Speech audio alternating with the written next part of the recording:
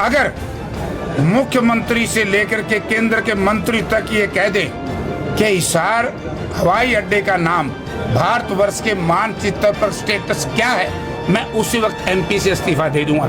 अब जयप्रकाश एमपी है, प्रदेश सरकार की ठगी नहीं चलेगी और देश की सरकार का धोखा नहीं चलेगा। लड़ाई लड़ूंगा। चोर हमारे यहाँ कौन होता है? जो चोरी करता है पकड़ा जाए। अगर चोरी करते भ्रष्टाचार करते नौकरियों में पकड़े गए तो बीजेपी के लोग पकड़े गए। निकम्मे लोग ये कहते हैं कि भ्रष्टाचार हमारे नहीं, खर्ची पर्ची हमारे नहीं, लूट के खा गए प्रदेश को। नायब सैनी जी ने जनता से माफी मांगनी चाहिए कि हम गलत बयानबाजी करके वोट लेंगे, जो लोगों हम धोखेबाज हैं, हमें दंडित करो। देखो, बीजेपी का तो स्वास्थ्य खराब हो चुका है, बीमार है पहले दिन से ही। स्वास्थ्य ठीक है तो कांग्रेस पार्टी देखो, विधानसभा में कोई दो फाड़ नहीं थी। मैं दोबारा आपको दोहरा देता हूँ, ये तो हमारे कुछ राजनीतिक विरोधी पार्टियां जो है, मेन तौर से बीजेपी के लोग इसलिए प्रचार कर रहे हैं। बीजेपी अपने जाल में समय फंस गई। आज तो बीजेपी के घर में आग लगी हुई है। क्या कह रहे हैं अनिल विज जी, क्या कह रहे हैं विधानी जी, जयप्रकाश जी, इस बार के चुनाव और भी नाम नहीं, क्या मुद्दे रहेंगे? सबसे बड़ा मुद्दा हम यहाँ चुनाव दो बात को लेकर के लड़ेंगे। एक तो शहर के साथ धोखा किया भारतीय जनता पार्टी ने। सबसे यहाँ जो विकास के लिए मुद्दा इन्होंने बनाया था, ये 2016 से जब मैं विधानसभा का सदस्य था इंडिपेंडेंट, तब मैं सुनने लगा था वे हिसार में इंटरनेशनल एयरपोर्ट बनाएंगे। उस वक्त एक बहस हुई थी असेंबली में, आप डॉक्टर कमल गुप्ता जी से पूछ लेना।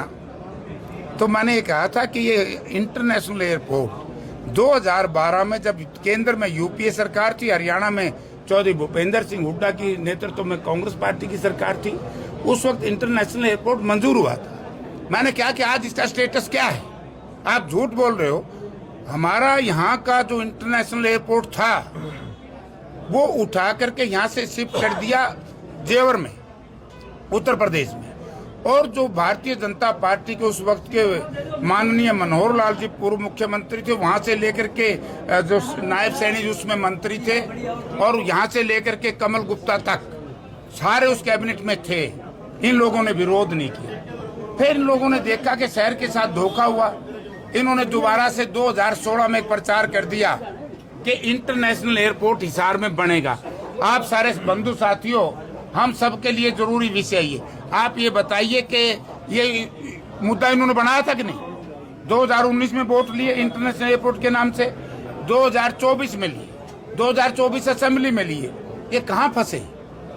आज से लगभग 1 महीना पहले जब मैं एक मीटिंग ले रहा था, जिस कमेटी का मैं सदस्य हूँ, तब मैंने सिविल एविएशन सेक्रेटरी से पूछा। उन्होंने कहा कि प्रधानमंत्री जी की उड़ान योजना 72 प्रदेशों में काम कर रही है। माँ, क्या उसमें हरियाणा का भी नाम शुमार है? बोला नहीं। हरियाणा का नहीं है तो माँ क्या हिसार का है?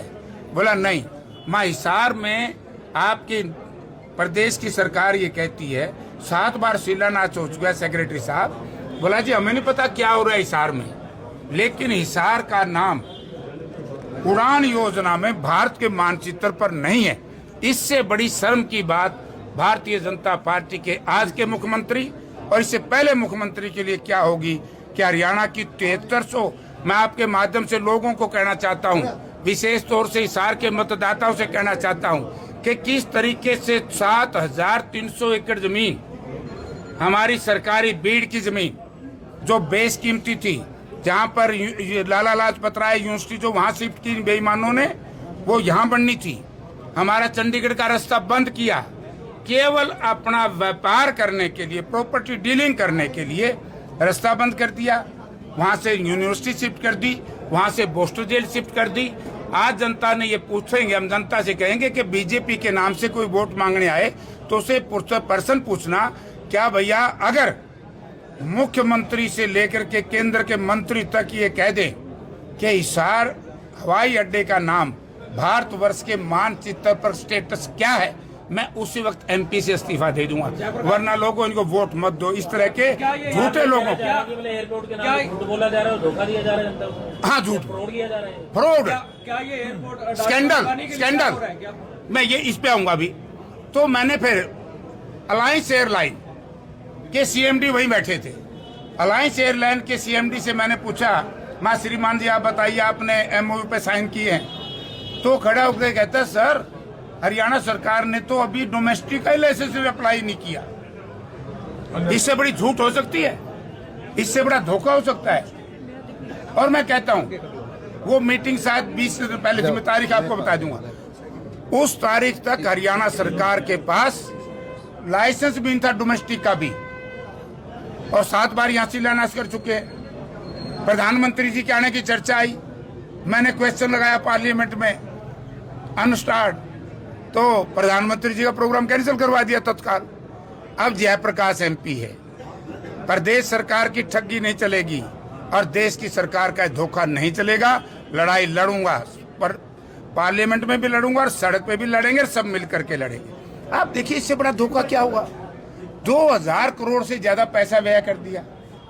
ग्लाइडर तो पहले भी था ही, और ये जमीन मुझे शंका है क्योंकि इसको एक दिन ऐसा करके सिस्टम, जिस तरीके से देश का एक धनाढ्य परिवार, एक परिवार किसानी पर कब्जा करना चाहता है,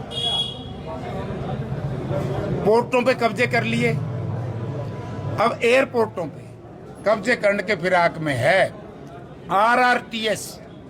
अब बीजेपी के किसी नेता से, आपके चैनलों के माध्यम से मैं निवेदन करता हूं, मतदाताओं से कोई बीजेपी का साथी आए तो उसे पूछना कि आरआरटीएस मंजूर हुई थी, दिल्ली हवाई अड्डे से हिसार हवाई अड्डे तक, उसको कैंसिल कर दिया, रद्द कर दिया। क्यों नहीं किसी ने मामला उठाया भाई? तो झूठ की राजनीति नहीं चलेगी। दूसरी बात, ये ड्रामा करें भ्रष्टाचार, मैं ऑन ओथ कह सकता हूं कि भ्रष्टाचार चोर हमारे यहाँ कौन होता है? जो चोरी करता पकड़ा जाए। अगर चोरी करते, भ्रष्टाचार करते नौकरियों में पकड़े गए तो बीजेपी के लोग पकड़े गए। एचपीएससी के ज्वाइंट सेक्रेटरी के दफ्तर में लगभग 3 करोड़ रुपया मिला कि नहीं मिला? एक सीनियर आईएएस जेल में गया कि नहीं एचकेआरएन को लेकर के? एचपीएससी के कर्मचारी जेल में गए कि नहीं? एसएससी के चेयरमैन को बचा लिया। और मैं बड़ी शर्म के साथ इन लोगों से कहना चाहता हूं, हमें शर्म आती है इनकी झूठ को देख करके। पहला कहा करते कि झूठे मर जाएंगे तो आप भी नहीं सड़ता। यानी कि एसएससी का चेयरमैन की कन्वर्सेशन है असेंबली में, बात कर रहे हैं किसी एक व्यक्ति से, एक्साइज इंस्पेक्टर के लिए असेंबली में रखी गई वो। और फिर ये निकम्मे लोग ये कहते हैं कि भ्रष्टाचार हमारे नहीं, खर्ची पर्ची हमारे नहीं, लूट के खा गए प्रदेश को। भ्रष्टाचार की बात करेंगे, लॉ एंड ऑर्डर की बात करेंगे, विकास की बात करेंगे। हिसार शहर में जो काम कांग्रेस पार्टी की सरकार में चौधरी भूपेंद्र सिंह हुड्डा जी ने कराए हैं, एक नई यूनिवर्सिटी बनाई हो, एक थर्मल पावर प्लांट लगाया हो, एक कोई रेलवे लाइन बिछाई हो, बल्कि आरआरटीएस हमारी रोक दी रेलवे लाइन जो दिल्ली से आनी थी। और हमने हरियाणा सरकार, हुड्डा साहब ने पैसा हरियाणा सरकार ने दिया और केंद्र ने वो रेलवे लाइन जोड़ी जो किसी भी सरकार पे नहीं जुड़ी। तो इसी तरीके से एक्सप्रेस हाईवे टोटल ये यूपीए गवर्नमेंट और भूपेंद्र सिंह हुड्डा की गवर्नमेंट के बनाए हुए हैं। कोई एक आप ये तो बता दो किया क्या हिसार शहर, एक काम बड़ा किया? जयप्रकाश प्रोजेक्ट लेके जा रहे हैं हिसार के लिए। मैंने तो सबसे पहले तो हवाई अड्डे की बात करी है कि इतना पैसा हमारा खर्च हो गया, और मैंने क्वेश्चन डाला, अभी चुनाव है वो भी पूरी डिटेल में बताऊंगा मैं आप लोगों के साथ। कितना भद्दा मजाक हिसार की जनता के साथ इस केंद्र और प्रदेश की सरकार ने किया, आप लोग सोच नहीं सकते। मतलब जितने भी हवाई अड्डे हैं, 7300 एकड़ जमीन पूरे भारत में किसी हवाई अड्डे को नहीं है, हिसार के हवाई अड्डे के पास है। यानी कि आप कमजोर है भारतीय जनता पार्टी, इसलिए केंद्र हमारा हवाई अड्डा उठा के लेगी जेवर में।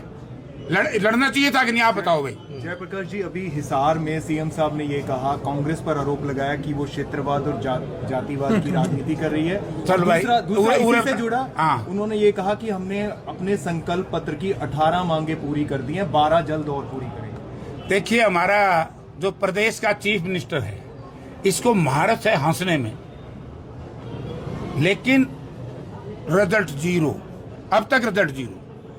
माननीय प्रधानमंत्री जी ने सदन के अंदर उनकी क्लिप निकाल कर देखे, जो उन्होंने कहा कि हरियाणा में बिना खर्ची बिना पर्ची की बात कही। तो मैंने तत्काल खड़ा होकर के कहा कि प्रधानमंत्री जी, ये पटल पे रखो कितनी नौकरी दी हरियाणा सरकार ने। चुनाव के बाद एक नौकरी नहीं दी, 5 महीने हो गए सरकार ने। और जो डी ग्रुप की चर्चा करते हैं, मैं आपके माध्यम से जनता को भी बताऊं और आपको लोगों को बताऊं, डी ग्रुप में जो लगाए, इन्होंने एक बिल पास किया कि HKRN के तहत जो बच्चे नौकरी लगे उनको हटाया नहीं जाएगा। उसको इन्होंने नाम रखा जॉब सिक्योरिटी बिल। जैसे ही अब डी ग्रुप की ज्वाइनिंग कराई, इन्होंने रिजल्ट तो अनाउंस कर दिया, चुनाव से पहले रोक दिया असेंबली की वोट लेने के लिए, ले ली वोट। उसके बाद उनकी ज्वाइनिंग कराई। ज्वाइनिंग में 5000 से ज्यादा HKRN के बच्चे हटा दिए। अगर नहीं हटाए हों तो मैं माफी मांगूंगा। नहीं, बीजेपी का मुख्यमंत्री माननीय नायब सैनी जी ने जनता से माफी मांगनी चाहिए कि हम गलत बयानबाजी करके वोट लेंगे, जो लोगों हम धोखेबाज हैं, हमें दंडित करो, या हम माफी मांगेंगे अगर नहीं हटाए हो। अभी कहाँ रुक गए? बड़ा जुल्म है नौजवानों के साथ। इसलिए तो डोंकी के माध्यम से लोग विदेश जा रहे हैं अपनी जमीन डोली बेच करके। उसके बाद डी ग्रुप की ज्वाइनिंग कराई। एजुकेशन डिपार्टमेंट और दूसरे डिपार्टमेंट में आज भी 3000 बच्चों को स्टेशन नहीं मिल रहे। फाइनेंस डिपार्टमेंट ये कहता है FD कि हमारे पास जगह ही नहीं। जब जगह ही नहीं तो इन्होंने वोट लेने के लिए रिजल्ट आउट किया, तो उन बच्चों को जगह दो। और उन बच्चों को अगर सरकार कहे तो मैं लाइन में यहाँ खड़ा कर सकता हूँ।